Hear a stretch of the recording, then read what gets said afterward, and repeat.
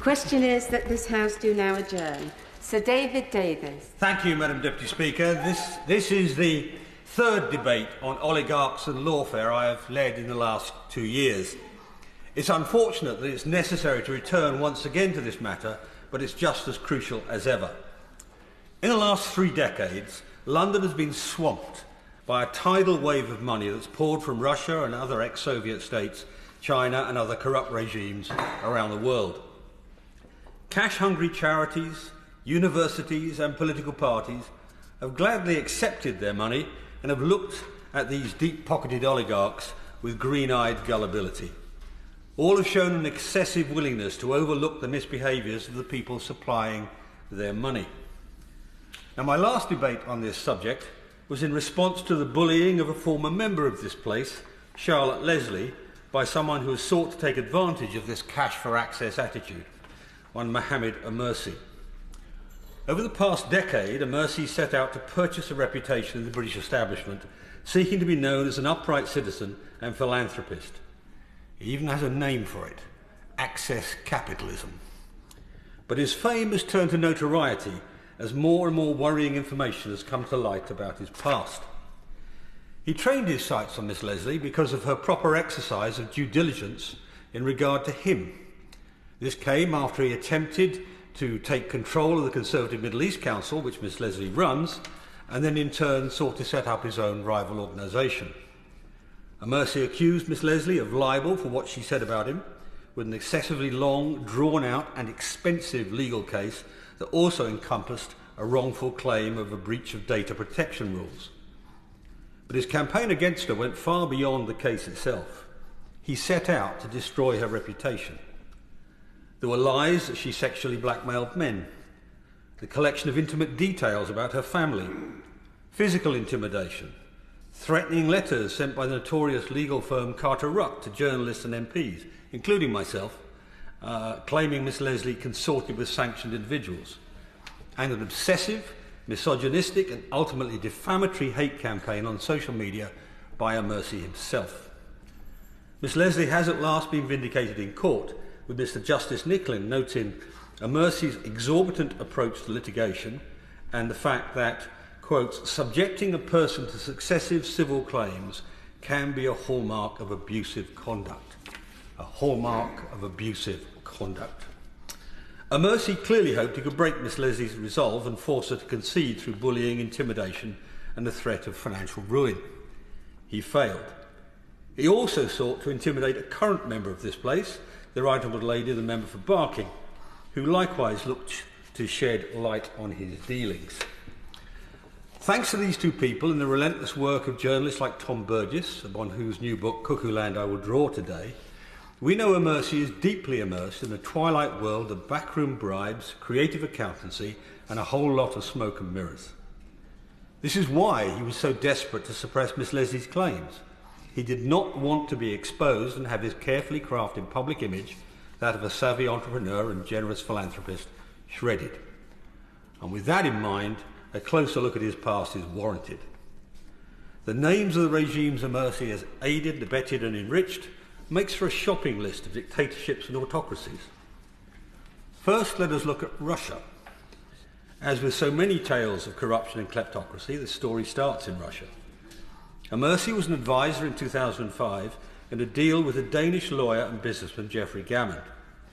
Gammond claimed to own a large swathe of the Russian telecoms market. However, he was said in reality to be a frontman for the Russian telecoms minister and Putin ally, Leonid Riemann, who used Gammond to exercise his control over the sector. This was confirmed by a Swiss arbitration tribunal in 2006, which noted that Riemann arranged deals to misappropriate Russian state assets, quotes, for his personal enrichment, close quotes. It seems likely that Amersi's payment for the deal, $4 million, came from the proceeds of crime against the Russian people, funneled via Gammond. In an affidavit issued by Gammond a year before the deal Amersi advised on, Gammond acknowledged the existence of allegations about his relationship with Riemann. We know Amersi would have had a copy of this affidavit, which surely should have raised some questions in his mind. Yet the deal went ahead and Amersi got his $4 million. It was a straightforward case of a fixer being rewarded for facilitating a deal. Of course, Mercy denies knowing the truth about Garment. But you have to ask yourself how ignorant someone working on such deals could really have been. It's been clear for years that the post-Soviet regime in Russia was a kleptocracy.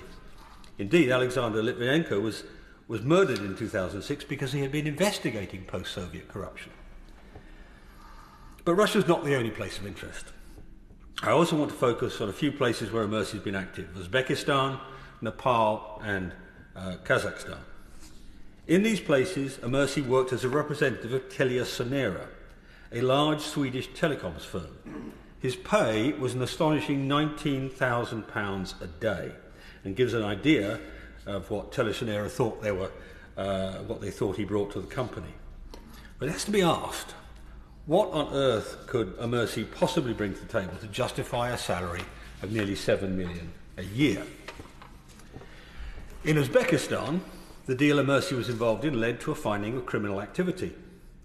In essence, the company Mercy worked for, TeliaSonera, agreed to buy a company controlled by the president of Uzbekistan's daughter for a hugely inflated price to gain access to the Uzbek market. The company and its Uzbek subsidiary later admitted it had paid, and I quote, more than $331 million in bribes to an Uzbek official, close quotes. This is corruption 101, paying a bribe by vastly overpaying in a business deal that ultimately profits members of a corrupt regime. The American Department of Justice confirmed that TeliaSonera, and I quote again, corruptly built a lucrative telecoms business in Uzbekistan using bribe payments wired around the world through accounts here in New York City, close quotes. As a result of all this, various judicial authorities ended up imposing fines of nearly $1 billion on TeliaSonera in 2017. Now, Mercy pleads ignorance. If you believe his version of events, he had no idea that TeliaSonera was crafting a massive bung for a corrupt post-Soviet regime. But Mercy knew that the Uzbek businessman TeliaSonera was dealing with ran a telecoms company which, according to a memo Mercy had seen, was controlled by affiliates of the Uzbek president's daughter. And this would be something of a theme in these cases. Mercy saying he couldn't possibly have known, but then being exposed by the documentary evidence. The pattern is that of a specialist in shady dealing. And it's for this specialism that TeliaSonera were paying him nearly £7 million a year. Now to Nepal. Mercy's work for TeliaSonera extended to Nepal, where he helped the company gain access to the telecoms market. At the time, Nepal was controlled by a corrupt Maoist regime. In this sphere, Mercy facilitated the deal with Nepalese business tycoon Ayaya Raj Sumagi, which involved many millions of dollars finding its way to Sumagi. But it's not really Sumagi whose friendship TeliaSonera sought. It was that of the corrupt Maoist government. That much is clear from a 2013 report commissioned by TeliaSonera and carried out by private intelligence specialist Control Risks, which notes that its sources believed Sumagi, quotes, handles and invests unaccounted money for various Maoist leaders. Control Risk further reported that Sumagi's relationship with leading Nepalese politician, now Prime Minister Prachanda, extends beyond the realms of business.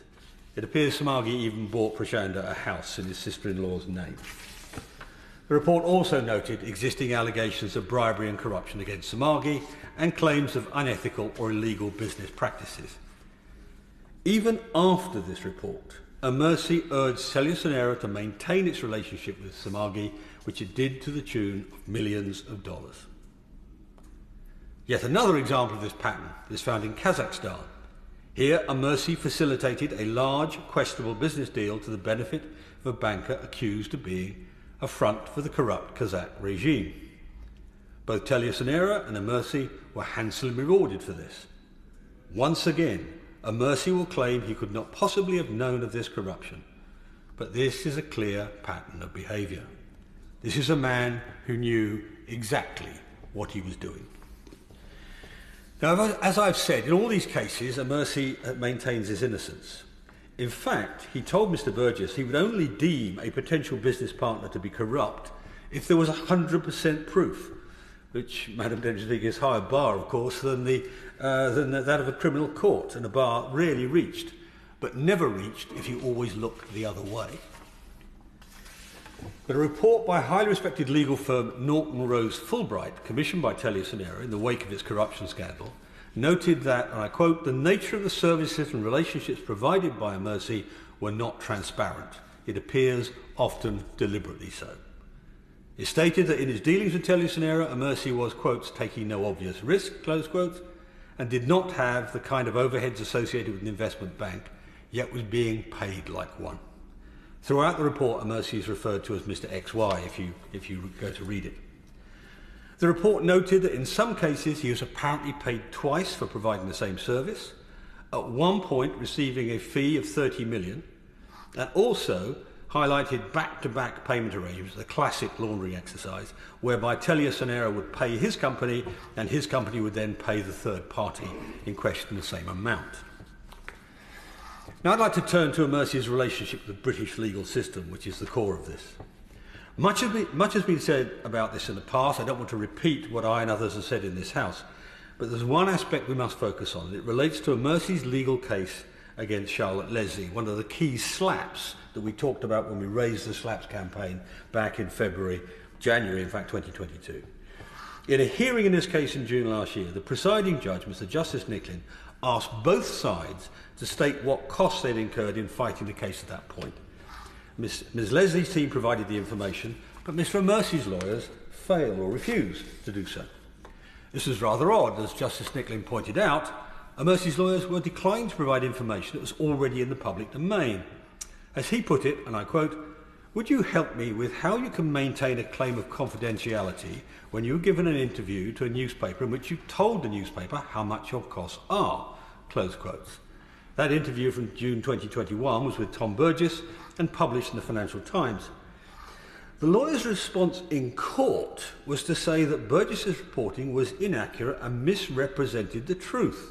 The figure quoted by Burgess, 300,000, was wrong, and Mercy had never said it. But in fact, the transcript of the interview shows exactly what he said. £260,000 of costs, right? Nearly 300,000 now after the Data Protection Act filings against Miss Leslie, close quote. Mercy went on to confirm the 300,000 figure in an email to private eye journalist Richard Brooks in 2021. And his lawyers from the notorious firm Carter Ruck did the same in a threatening letter they sent to the Financial Times in 2022. Yet in court, Mercy's lawyers told Mr. Justice Nicklin that the costs had not been revealed to Mr. Burgess, which is a lie. And Mercy claimed in a sworn witness statement that he did not say that my legal costs were approaching 300,000. Also a lie. In short, Burgess's reporting was correct, and Mercy and his lawyers knew this when they told the court it was not. Now, I'm not a lawyer, Madam Deputy Speaker, but that would appear to me to be perjury.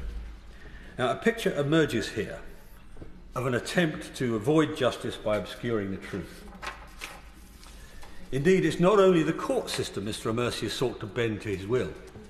He's attempted to buy his way into the British establishment, and worryingly, he's had some success.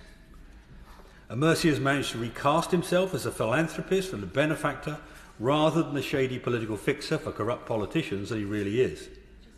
Mercy has donated to charities, academic institutions and the Conservative Party, apparently now intends to donate to Labour. Clearly he will do whatever he can to get influence. And clearly the British establishment is vulnerable.